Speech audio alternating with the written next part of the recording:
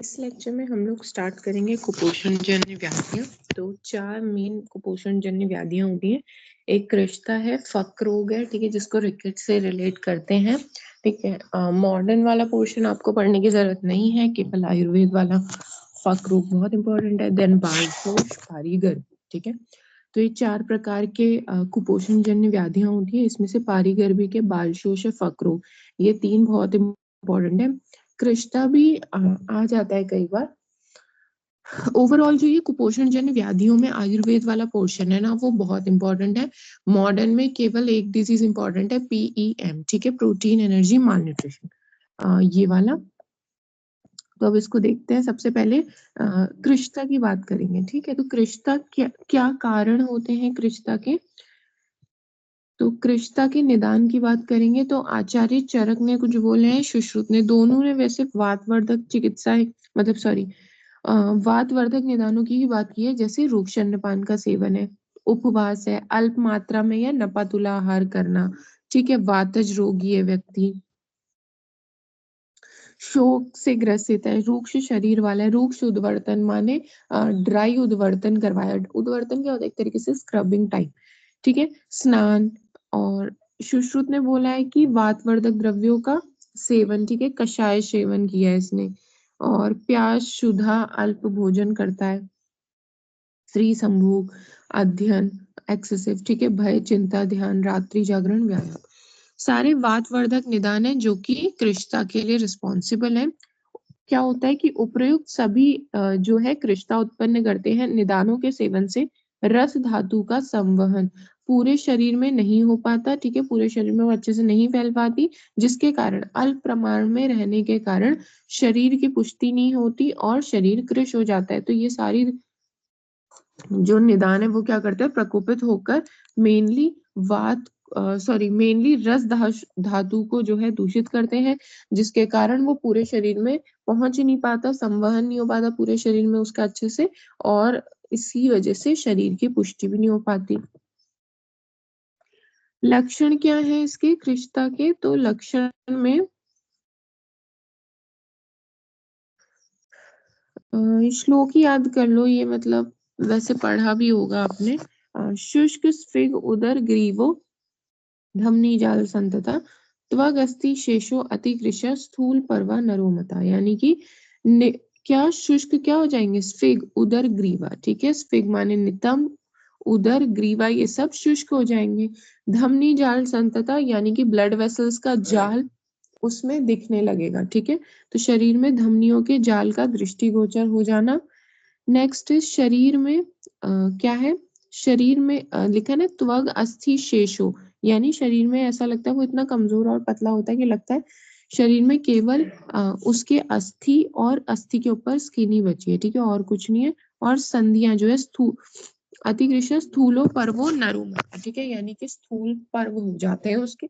Joint जो है बड़े लगते हैं क्योंकि पूरा, जैसे आप ये समझो, इस तरीके से पतली पतली उसकी लेग्स हो गई हैं, ठीक है।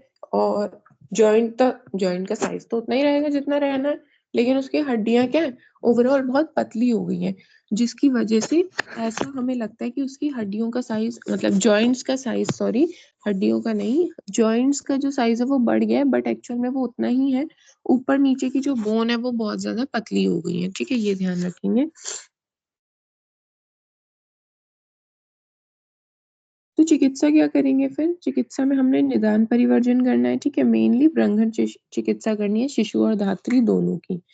इसके अलावा दोष, जो भी दोष का ज्यादा डोमिनेंस दिख रहा होगा उसके हिसाब से ट्रीटमेंट करें और पथ्य का सेवन कराएं।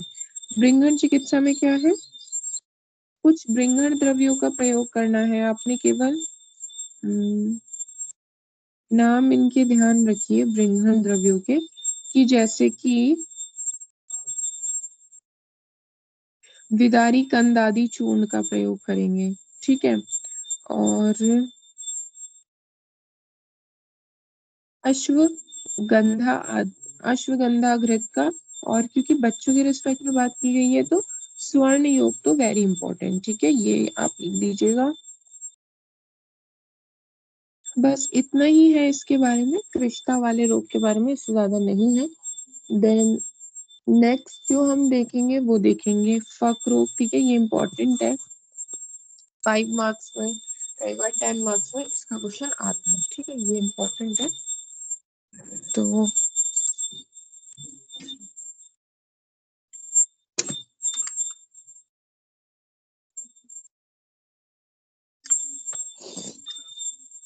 फक रोग की निरुक्ति के, फक रोग का ना आपको एक श्लोक याद करना पड़ेगा एक्चुअली, एक तो निरुक्ति वाला याद करना पड़ेगा। निरुक्ति क्या होती है?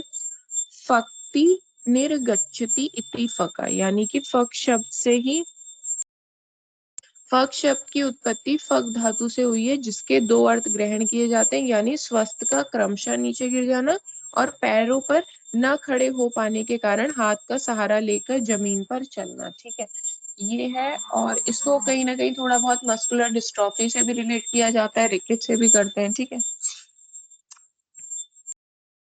तो चलो ये वाला मत करना, आप ये कर लेना, ये बहुत इंपॉर्टेंट है, ठीक है। फर्स्ट लाइन बस, बाल संवत्सरा पन्ना पादाभ्याम यूना गच्छति, यानी कि जब बालक 1 वर्ष का हो जाए, संवत्सरा पन्ना यानी कि 1 साल का, ठीक है, संवत्सर माने 1 साल होता है, तो संवत्सरा पन्ना यानी 1 साल का कंप्लीट हो जाए बच्चा, फिर भी क्या है बच्चा अपने पैरों पर नहीं चल पाता, तो इस तरीके का जो रोग है वो उसको कहते हैं कि बच्चे को फक रोग हो गया है, ठीक है। इसके 3 भेद होते हैं, सॉरी, इसके 3 भेद होते हैं, शीरज फक, गर्भज फक और व्याधिज फक, ठीक है। तो सामान्य निदान क्या बोलते हैं इसके? तो जिसकी माता गर्भवती है, कोई अनाथ बालक है, दुष्ट ग्रहणी रोग से पीड़ित है, ठीक है, ग्रहणी रोग है किसी को, प्रायः अधिक भोजन करने वाले बालक फक रोग से ग्रसित हो जाते हैं, उनका ग्रहण किया हुआ अन्नपान सभी व्यर्थ हो जाता है, मंदाग्नि से क्या होता है? कफ प्रकोप होता है, और रस का उत्सर्ग उन्हें एवं रस का उत्सर्ग होने से उन्हें मूत्र पुरीष आदि होता है, ठीक है। और तो इसमें मेनली ये ध्यान रखेंगे निदान क्या है, एक तो जिसकी माता गर्भवती है, दूसरा अनाथ बालक है, तीसरा ग्रहणी दोष है, चौथा अत्यधिक भोजन करता है, ठीक है। इन सभी में जो है टेंडेंसी रहती है कि ये लेटर ऑन स्टेज में कभी फक रोग डेवलप कर सकते हैं, और इसमें माना जाता है कि मंदाग्नि के कारण, इन लोगों में मंदाग्नि होती है, तो मंदाग्नि के कारण क्या होता है, जो भी आहार रस, मतलब जो भी खाना खाया है वो चीज डाइजेस्ट नहीं होगी, शरीर में लगेगी नहीं, एवं रस का उत्सर्ग, ठीक है, मतलब जो रस है ना वो भी शरीर में एब्जॉर्ब ना होके सारा का सारा यूरिन के थ्रू, स्टूल के थ्रू जो है बाहर निकल जाता है, ठीक है। अब इसमें 3 होते हैं, शीरज, गर्भज और व्याधिज। इंडिविजुअल बताया है क्या क्या है, तो जो शीरज फक रोग है उसके बारे में बताया, जिस धात्री का दुग्ध श्लेष्मिक होता है, ठीक है, यानी कफ से दूषित है, उसको फक दुग्ध की संज्ञा दी जाती है। उस धात्री के दुग्ध के सेवन करने से बालक को जो है अनेक व्याधियां हो जाती हैं और कृष्णता प्राप्त होती है। लक्षण आते हैं बहुव्याधि और कृष्णता, ठीक है, बहुत सारी व्याधियां और कृष्णता, ये एक तो इम्पोर्टेंट पूरा एज इट इज याद करना है। फिर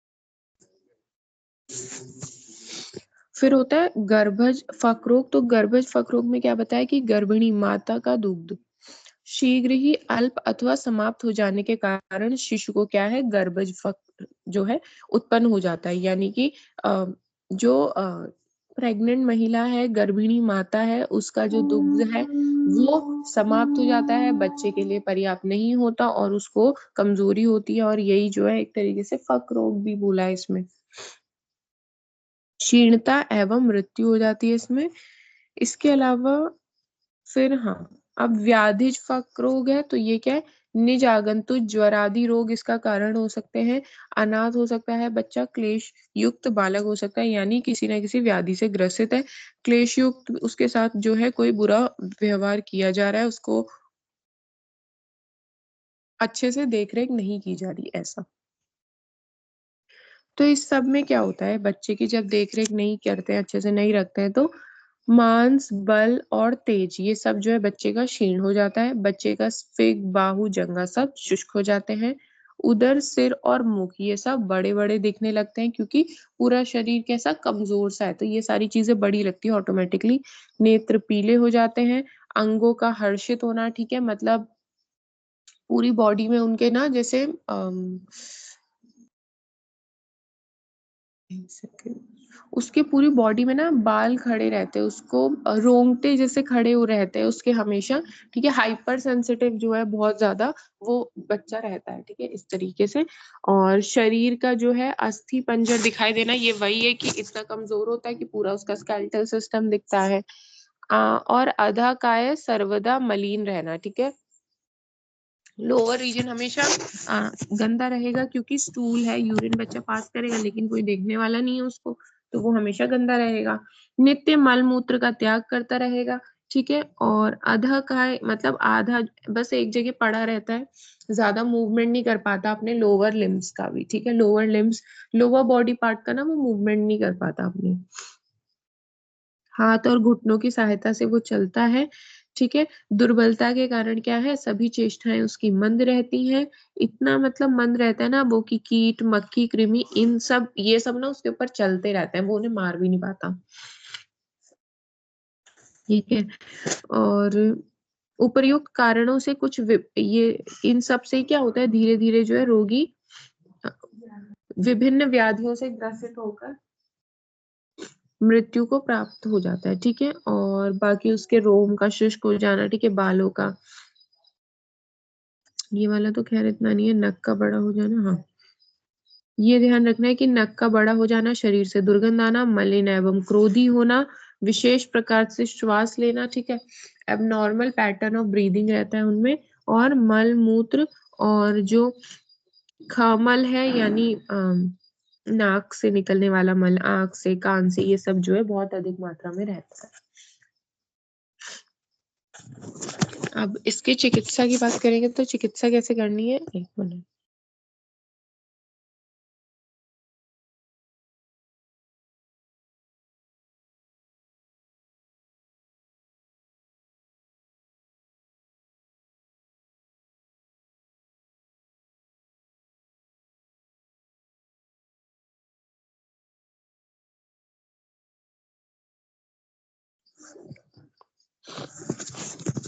तो चिकित्सा की बात करते हैं, तो पहले तो हमने क्या करना है, निदान का परिवर्जन ही पहला ट्रीटमेंट है। काश्यप के हिसाब से मेन ध्यान रखेंगे कि जैसे उन्होंने कहा शोधन चिकित्सा करनी है, बल्य चिकित्सा करनी है, दोष के अनुसार, और अभ्यंगार्थ विशिष्ट जो है हमने राज तेल का प्रयोग करना है अभ्यंग के लिए, त्रिपाद चक्र रथ, ठीक है, मतलब ट्राईसाइकिल टाइप उसको चलने के लिए हमने देना है। शोधन चिकित्सा के लिए हम बच्चे का शोधन किससे कराएंगे, तो कल्याणाघृत, षडपल घृत, ठीक है, इन सब से अमृत घृत, इनसे क्या है हमने बच्चे को शोधन कराना है। स्नेहो उपरांत तीव्रत शीर से कोष्ठ का शोधन, ये सब ऊपर जो औषधियां है ना इनसे शोधन करेंगे। और उसके बाद इन सब से ना स्नेहन करते हैं एक्चुअली, जो ऊपर के 3 घृत अभी पढ़े ना, कल्याणक है, ये अमृत घृत है, ठीक है, षटपल घृत है। उसके बाद जो है हमने त्रिवृत घृत दे के कोष्ठ का शोधन कर देना है, शोधन के बाद ब्राह्मी घृत पान कराना है। बल्य चिकित्सा में क्या बोला है, घृत तैल मधु दुग्ध मांस यूष मांस रस ये सब क्या है को 2 बार संस्कारित कर शाली अन्न के साथ जो है नित्य सेवन कराना चाहिए। फक रोग में यही निर्दिष्ट है, यही ध्यान रखेंगे। कुछ महाकषाय जो बच्चों के लिए लाभकारी हैं, जैसे कि इंद्रिय है, ठीक है, ऋषभि है, अतिरसा है, ऋष्य प्रोक्ता है, ठीक है, पयस्या अश्वगंधा, ये तो चरक वाले हैं। चरक ने बल्ली महाकषाय बताए ना, वो वाले याद रखने हैं इसमें। इंद्रिय ऋष्य अतिरस यही सब है। अतिरसा है, इंद्रिय ऋषभि, अतिरसा ऋषि प्रोक्ता पयस्य अश्वगंधा स्थिरा रोहिणी बला अति बला। ठीक है, ये सब यूज करते हैं। और दोष अनुसार फिर चिकित्सा करनी पड़ेगी। अगर कफ की प्रधानता हो तो क्या करना है, दुग्ध में गौमूत्र मिला के पीने के लिए देना चाहिए। वात का संसर्ग हो वहां पे तो बस्ती प्रयोग, स्नेह स्वेदन स्नेहपान स्वेदन एवं उद्वर्तन का प्रयोग करें, एवं सुखकारी शैया पर बस्ती कराए। कफ का इन्वॉल्वमेंट है तो आपने क्या कराना है, दुग्ध गौमूत्र के साथ मिक्स करके पिलाएं। और अगर वात का इन्वॉल्वमेंट है तो बस्ती स्नेहपान स्वेदन आदि का प्रयोग करना है। फिर अभ्यंग के लिए हमने यहाँ पे राज तेल का प्रयोग करना है, बस केवल इतना ही ध्यान रखें। ठीक है, इसका कंटेंट याद करने की जरूरत नहीं, बट हाँ राज तेल का प्रयोग करना है, ये ध्यान रखेंगे। फिर एक त्रिचक्र फक रथ, ठीक है, इस तरीके का एक ट्राईसाइकिल टाइप होता है जो कि हमने बच्चों के केस में यूज करना है इस तरीके के। फिर एक डिजीज होती है जिसका नाम होता है बाल शोष। ठीक है, अगेन इम्पोर्टेंट है। तो बाल शोष में क्या होता है,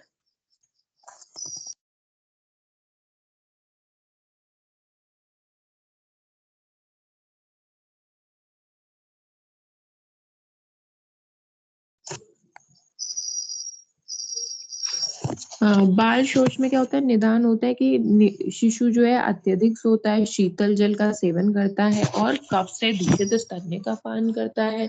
तो संप्राप्ति कैसे होगी इसकी, निदान सेवन करेगा। ठीक है, निचन सेवन कुछ नहीं है, निदान सेवन करेगा, कफ का प्रकोप हो जाएगा और पित्त मांद यानी अग्निमान होगा, रसवाही स्रोतस का अवरोध हो जाएगा, आम की उत्पत्ति होगी। और आम उत्पत्ति हो रही है तो क्या, आहार रस जो है प्रॉपरली बन नहीं रहा, मतलब तो उसका क्षय हो जाएगा, सारी धातुओं का क्षय हो जाएगा, अल्टीमेटली बच्चे को बाल शोष उत्पन्न हो जाएगा। इसमें क्या है, अरुचि, प्रतिशय, ज्वर, काश, शोष यानी कमजोरी और मुख नेत्र का स्निग्ध हो जाना, ये सारे लक्षण दिखाई देते हैं चिकित्सा में। फिर वही निदान परिवर्जन करिए, दीपन पाचन करिए। ठीक है, श्रोत्रसों का शोधन, बृंघण कर्म, दोष अनुसार लक्षणिक चिकित्सा और धात्री के स्तन का शोधन, क्योंकि उसी की वजह से ये मेन डिजीज हो रही है। तो ये सब इसके पॉइंट्स हो गए, बाकी आपने और ज्यादा करने की जरूरत नहीं है। 5 मार्क्स में ही आता है बाल शोष सिर्फ। ठीक है, ये सारी डिजीजेस एक्चुअली 5 मार्क्स में ही आती हैं। फक्र हो गया कि शायद 10 मार्क्स में आ जाए, मतलब ज्यादा चांसेस है कि 5 में ही आएगा, उससे ज्यादा नहीं आता है। ठीक है,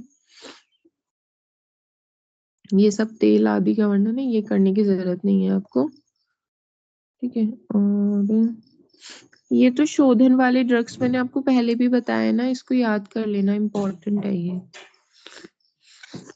ठीक है, देन नेक्स्ट डिजीज होती है पारिगर्भिक, अगेन इम्पोर्टेंट है। तो पारिगर्भिक भी क्या है, गर्भिणी माता का दुग्ध पीने से ये रोग हो जाता है। बाकी सारे जो हमने पढ़े वो कहीं ना कहीं कफ से दूषित जो ब्रेस्ट मिल्क है उसको पीने से, ये जो प्रेग्नेंट लेडी है उसका ब्रेस्ट मिल्क पीने से बच्चे का, हम क्या है कि ऐसा हुआ था कि अभी उसने डिलीवर किया, ठीक है, और अभी वो कुछ समय बाद वापस से जो है प्रेग्नेंट हो गई वो महिला। तो क्या है कि अब उसका जो स्तन्य निकलेगा, दुग्ध निकलेगा, वो क्या है बच्चे के लिए सफिशिएंट नहीं होता, तब उसको ये पारिगर्भिक रोग हो जाता है। ठीक है, तो क्या होता है, गर्भिणी स्त्री के स्तन्यपान का निषेध किया गया है क्योंकि गर्भिणी का शीर जो है पारिगर्भिक रोग का कारण होता है। आचार्य काश्यप ने क्या है, गर्भज फक का निदान भी पारिगर्भिक रोग के समान ही बताया है। ठीक है, क्योंकि हमने जब पढ़ा था तो वहां पे भी यही था, प्रेग्नेंट लेडी का जो है दूध पीने से फक रोग हो जाता है। क्यों, क्योंकि ना वो पूरी पूर्ति नहीं कर पाता बच्चे की, इसलिए। ठीक है, इसके अलावा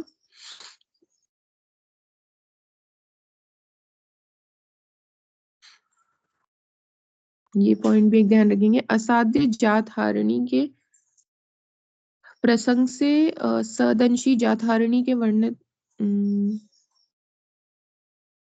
जातहारणी में वर्णित लक्षण के अनुसार ये यहाँ से ध्यान रखो कि जब जात हारिणी माने कि वही जो अभी बच्चा जिसने अभी नया नया डिलीवर किया है वो, ठीक है। तो क्या है कि वो स्त्री जब जब स्त्री दूसरे गर्भ का धारण करती है तो पहले गर्भ जो है वो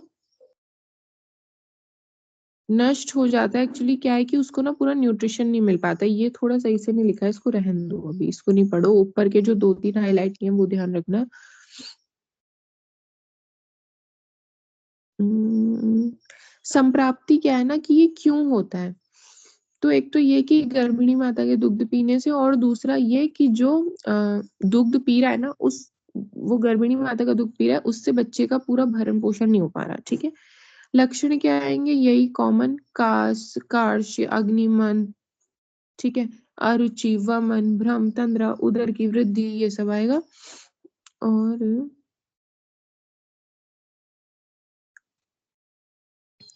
मुख्य चिकित्सा इसकी क्या है, अग्निदीपन है। तो इसके लिए कुछ औषधियां जैसे कि पिपल्यादि घृत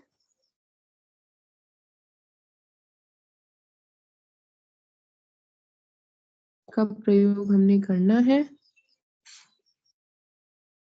पारिगर्भिक रोग से जो पीड़ित शिशु होता है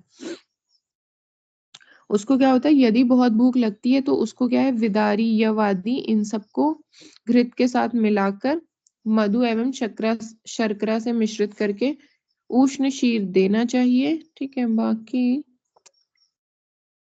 इसको याद ध्यान रखना। बाकी ना इसकी कोई खास चिकित्सा नहीं है। मेन पारिगर्भिक रोग जो है इतना ही है, गर्भिणी माता का दूध जब बच्चा पिएगा तो क्या उसको पूरा भरण पोषण नहीं होगा। तो अब बच्चा जो है कमजोर हो जाएगा, दैट इज पारिगर्भिक रोग, ठीक है। फिर उसके बाद हमें पीईएम करना है, प्रोटीन एनर्जी माल न्यूट्रिशन। ये तो हम थोड़ा बड़ा टॉपिक है, ये दूसरी क्लास में करेंगे, छोटा करेंगे अभी।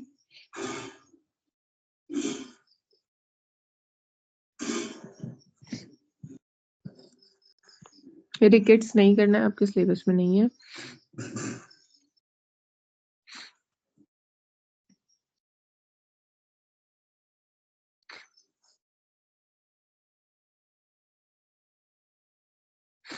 ये देखो हाइपर विटामिनोसिस है, ठीक है। तो मतलब हाइपर विटामिनोसिस माने कि जब बहुत ज्यादा मात्रा में रहे, ठीक है, अब नॉर्मली हाई स्टोरेज रहे विटामिन का, जिसके कारण टॉक्सिक सिम्टम्स आ जाए, ठीक है। तो इसमें एक एक के बारे में थोड़ा थोड़ा 2-3 बातें ध्यान रखना। अगर विटामिन ए जो है एक्सेसिव हो जाए तो बच्चे को क्या क्या हो जाएगा, ठीक है। इनमें से एक तो कुछ एक्यूट मैनिफेस्टेशन है, कुछ लॉन्ग टर्म मैनिफेस्टेशन। एक्यूट में बच्चे को हेडेक, नोजिया, वॉमिटिंग, ड्राउजीनेस ये होगा। बल्जिंग फ्रंटिनेल्स हो जाएगा। डिप्लोपिया मतलब डबल विजन, हर चीज दो दो दिखेगी। पेपिली एडिमा यानी कि ऑप्टिक डिस्क का एडिमा हो जाएगा। क्रेनियल नर्व की पैल्सी हो जाएगी। और यहाँ पे एनोरेक्सिया, भूख न लगना, वेट लॉस, पेनफुल एक्सट्रीमिटीज, हाथ पैरों में दर्द, ड्राई इची डिस्क्वेमेटिंग स्किन, पूरी स्किन की जैसे खालसी निकल रही हो, एलोपेशिया, गंजापन, कोर्स हेयर, मोटे हेयर हो जाएंगे, हिपैटो स्प्लीनोमेगैली, हिपैटो लिवर और स्प्लीन माने स्प्लीन, तो इन दोनों का मेगैली बड़े हो जाएंगे, बोन एबनॉर्मेलिटीज। बस इतना ध्यान रखेंगे कि हाइपरविटामिनोसिस से विटामिन ए के ज्यादा होने से ये सारी चीजें देखने के लिए मिलती है। अगर विटामिन डी ज्यादा हो जाए तो क्या मिलेगा, विटामिन डी के ज्यादा होने से गैस्ट्रोइंटेस्टाइनल फीचर्स वही अगेन,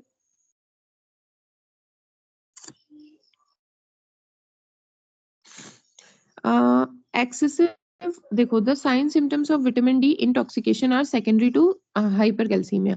तो इसमें क्या हो जाएगा कि एक्सेसिव बोन का reabsorption, vitamin D causes bone reabsorption, increased calcium absorption body में हो जाएगा, ठीक है। तो इसमें ना कैसे लक्षण आएंगे, ज्यादा से ज्यादा कैल्शियम एब्जॉर्ब हो रहा है, ठीक है। तो गैस्ट्रोइंटेस्टाइनल फीचर्स में नोजिया, वॉमिटिंग ये सब कॉमन ही है।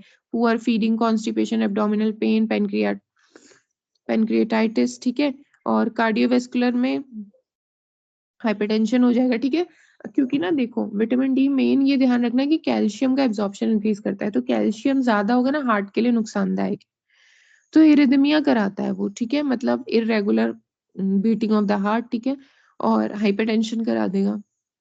सीएनएस में भी लेथार्जी है, हाइपोटोनिया, कंफ्यूजन, ठीक है, साइकोसिस, पागलपन, डिसोरिएंटेशन, उसको पता ही नहीं होगा दिन हो रही है रात हो रही है, डिप्रेशन, हेलुसिनेशन, कोमा, ये सब। इसी तरीके से यूरिनरी में पॉलीयूरिया, बहुत बार उसको यूरिन जाना पड़ेगा, ठीक है। हाइपरनेट्रीमिया, ज्यादा अमाउंट में सोडियम निकलेगा शरीर से, डिहाइड्रेशन होगा। नेफ्रोलिथियासिस, ठीक है, किडनीज में स्टोन बन जाना, nephro is kidney, lithiasis, lith जो वर्ड है that is for stone, asis means formation, तो नेफ्रोलिथियासिस स्टोन फॉर्मेशन, नेफ्रोकैल्सिकोसिस यानी किडनीज में कैल्शियम डिपोजिशंस, ठीक है। और बस इतना। इसी तरीके से विटामिन ई ज्यादा हो गया तो क्या हो जाएगा फिर, विटामिन ई की वजह से मेनली हाई डोजेस ऑफ, इसका ना नाम होता है अल्फा टोकोफेरॉल, ठीक है, अल्फा टोकोफेरॉल। तो ना जब विटामिन ई बहुत ज्यादा हो जाता है तो वो क्या करता है, ब्लड क्लॉटिंग, इनहिबिट विटामिन के, प्लेटलेट का एग्रीगेशन कराता है, हेमरेजेस होने लगते हैं, increase bleeding tendency, empire immune system, ठीक है, ये सब करने लगता है। मेन जो है ये एक एंटीऑक्सीडेंट्स होता है, ठीक है। तो अगर बहुत ज्यादा ब्लीडिंग आदि क्लॉटिंग करने लगेगा ना तो ब्रूसिंग हो जाएगी, ब्लीडिंग होने लगेगी विद इंक्रीज प्रोथ्रोम्बिन, बस ब्लीडिंग होने लगेगी, इतना ध्यान रखेंगे। बी बहुत ज्यादा हो जाएगा तब क्या होगा, तो इसमें तो एक एक पॉइंट सबका ध्यान रख लेना। विटामिन बी 1 ज्यादा हो जाएगा तो बच्चे को पैरालिसिस हो जाएगा, नर्व ब्लॉक हो जाएगा। बी 2 ज्यादा हो जाएगा तो ब्राइट येलो यूरिन आएगा, ठीक है, इतना बस। बी 3 होगा तो फ्लशिंग सिंड्रोम, एक्सेसिव बहुत पसीना आएगा, स्किन जो है रेड हो जाएगी, इचिंग होगा, ठीक है। बी 5 ज्यादा हो जाएगा तो वाटर रिटेंशन शरीर में हो जाएगा, डायरिया होने लगेगा, गैस्ट्रो इंटेस्टाइनल मैनिफेस्टेशंस आएंगे। बी 6 में जो है लॉन्ग टर्म यूज से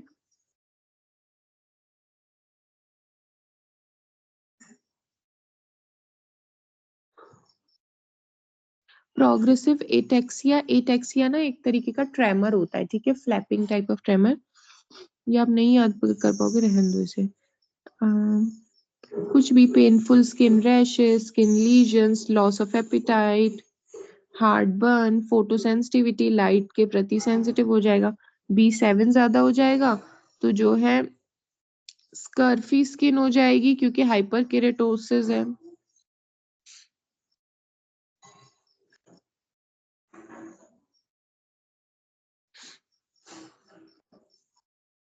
ऐसा ड्राई स्केल्स आ जाना, ठीक है, फटी फटी सी स्किन हो जाएगी।